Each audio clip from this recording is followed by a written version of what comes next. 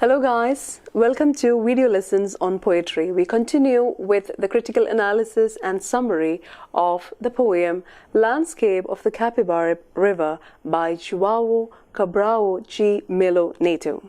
The poem is an indictment on natural and environmental pollution. The poet speaks in length how Capibaribe has been violated, humiliated, and spoiled by human intervention. We move on to stanza 5. The river never opens up to fish, to the shimmer, to the knifely unrest existing in fish. It never opens up in fish.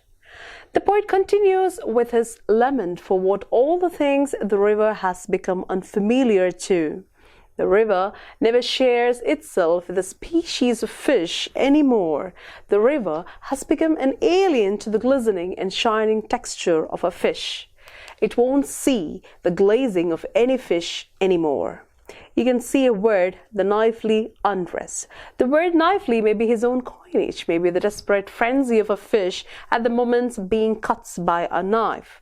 Means a species of fish is no more. There is no life in Capibaribe anymore. Stanza 6. It opens up in flowers, poor and black, like black men and women. It opens up into a flora as squalid and beggarly. Explanation. The poet means that the river shares and opens up itself to the flora. What kind of flora? The plants, flowers growing beside the riverbank. And what kind of a flora? Poor, fiery, faded, black-colored ones, all lifeless and covered with dirt. The flora lost its bright colors, fragrance, and beauty on account of the aggravating pollution, like the humans in and around the city on both the banks. People who are lifeless, very squalid and unpleasant. They are covered with filth and beggarly. The space has become impossible to live in with a contaminated atmosphere. Stanza 7. As blacks who must beg, it must open in hard-leaved mangroves, kinky as a black man's hair. Explanation. The inhabitants around the river Capibaribe lead a pathetic life, unattractive, with a lost luster. They are destined to beg for some fresh air. They are struggling for existence. The river affords a thick growth of mangroves around it, and one can see these mangroves with hard and thick leaves that resembles the curls, often hard locks of a black man's hair. That's a kinky hair. The mangrove growths are dense and deep-rooted like the kinky hair of a black man. They can't be pulled away and cleared off easily. We move on to stanza 8. Smooth like the belly of a pregnant dog, the river swells without ever bursting. The river's childbirth is like a dog's, fluid and invertebrate. Capibaribe is flowing, yes. There are areas where it is broad and wide. Areas where it becomes narrow, the river, the poet is talking about the course of the river, how it grows wide, sometimes it grows broad, sometimes it's narrow. Sometimes its curves and edges are as smooth as a pregnant dog's belly, very soft, smooth. The central image of a river being that of a dog, again it's compared to a dog's belly which never bursts open. It doesn't break its course no matter what happens in the journey. The river at its initial stage from where it begins its course is like that of a dog's child, a newborn puppy. Fluid, that is wet. Semi-solid. Invertebrate, what do you mean by invertebrate? A lump, there is no bones, no backbone. A lump with no shape, no bones, a lump of flesh, soft and delicate. Stanza 9. And I never saw it seethe as bread when rising seethes in silence. The river bears its blotting poverty, pregnant with black earth. The poet surprisingly says that I've never seen Capibaribe rising. No indignation, no aversion, no hatred, no complaints. Just like a bread rises while being baked, the river remains unprovoked, never complaining of its sufferings. The river seems to know its ultimate doom as it flows gently, silently, with no reluctance and venting no complaints. The river doesn't possess any natural splendor it should have been possessing as a river that flows through a beautiful city. No splendor, no luster, no brightness, no life even. Unfortunately, all that is left for the river is mud, silt, and black soil. The river is forever alien to the natural diversity. Stanza 10. It yields in silence, in black earthen capes, in black earthen boots or gloves, for the foot or hand that plunges in. Yes, the river, by losing its purity, dignity, and natural beauty, yields itself before the world in silence by existing as a black earthen cave with projections into the waters. It is too muddy, sticky, and dirty that any foot or hand dipped into the waters, they may appear like a black boot or black gloves. That's intensity of pollution. Stanza 11.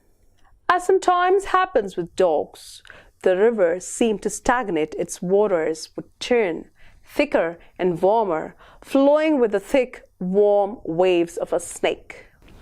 The poet means that sometimes the river stands still, unmoved, just like a statue, just like a dog at a busy marketplace standing with silence, frozen, looking some objects or persons may be lost in thoughts.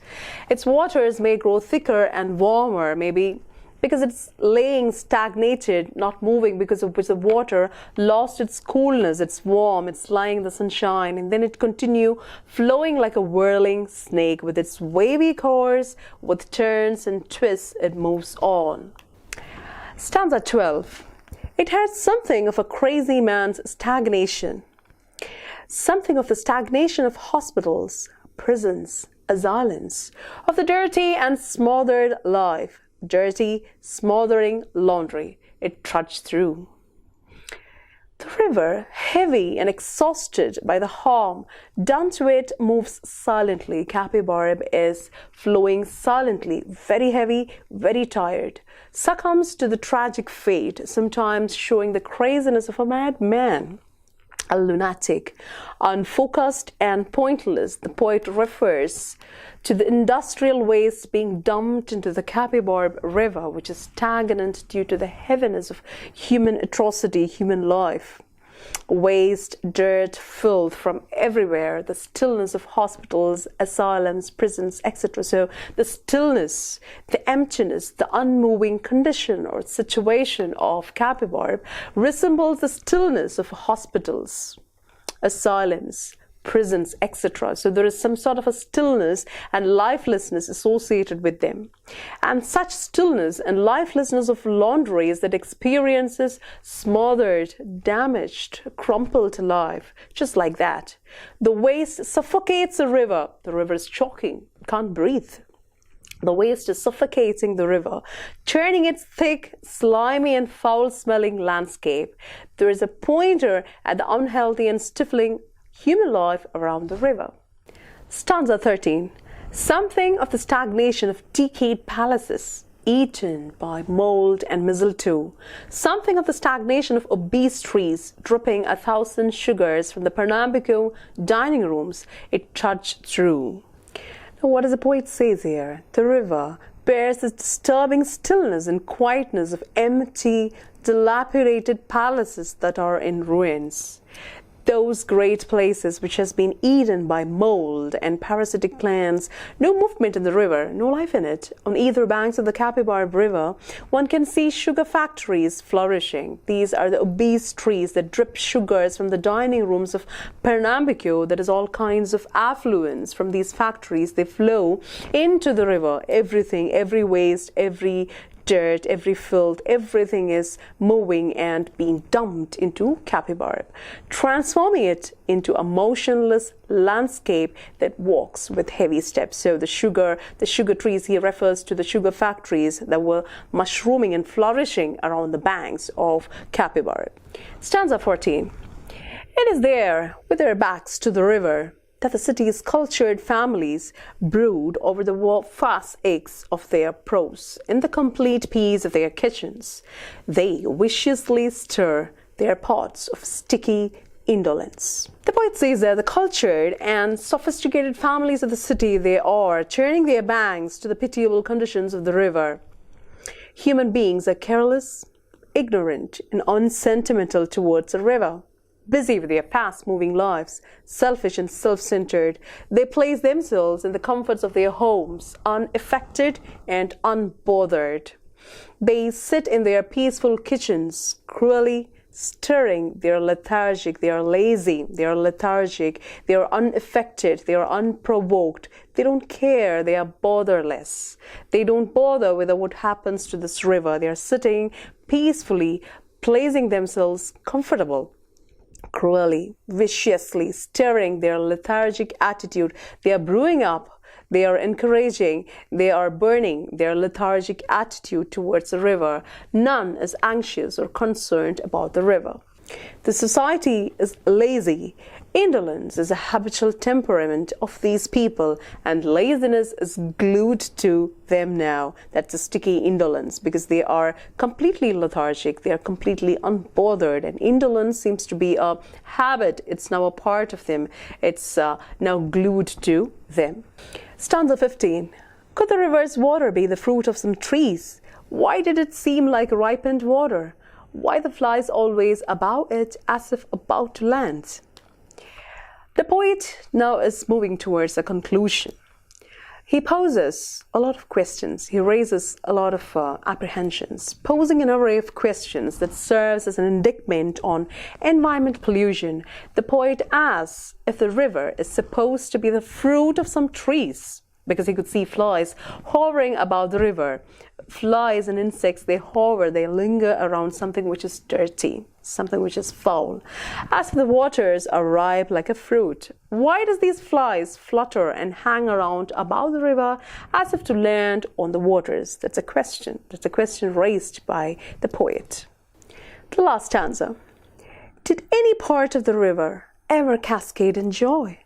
Was it ever anywhere a song or fountain? Why then were its eyes painted blue on maps? The poet concludes by raising a couple of questions that pricks our conscience and dispositions.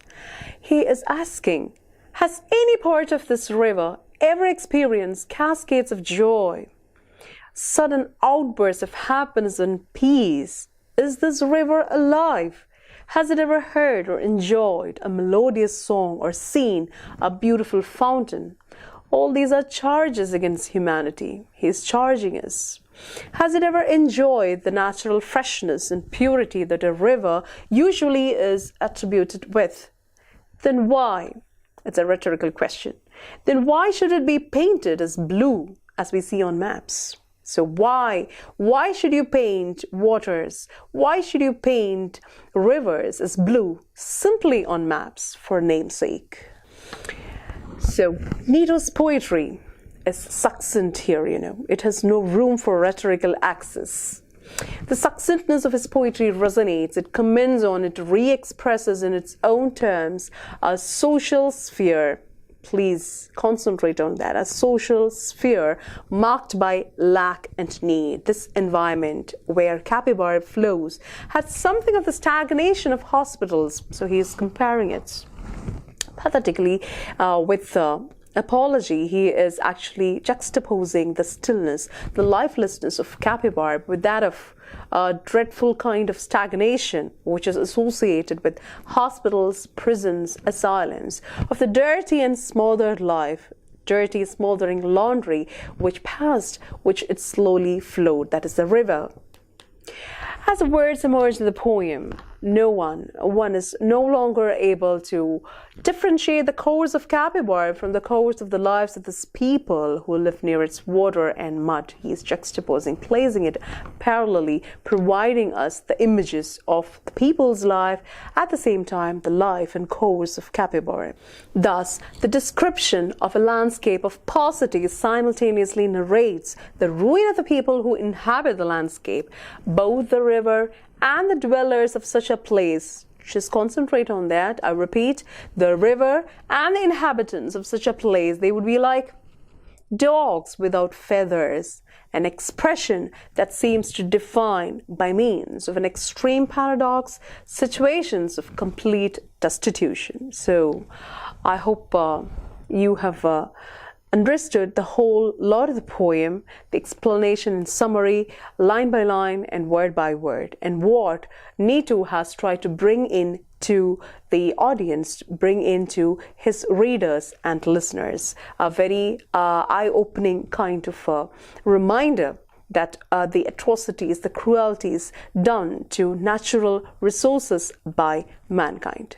So here we end up with the critical analysis and summary of landscape of Capibaribe River.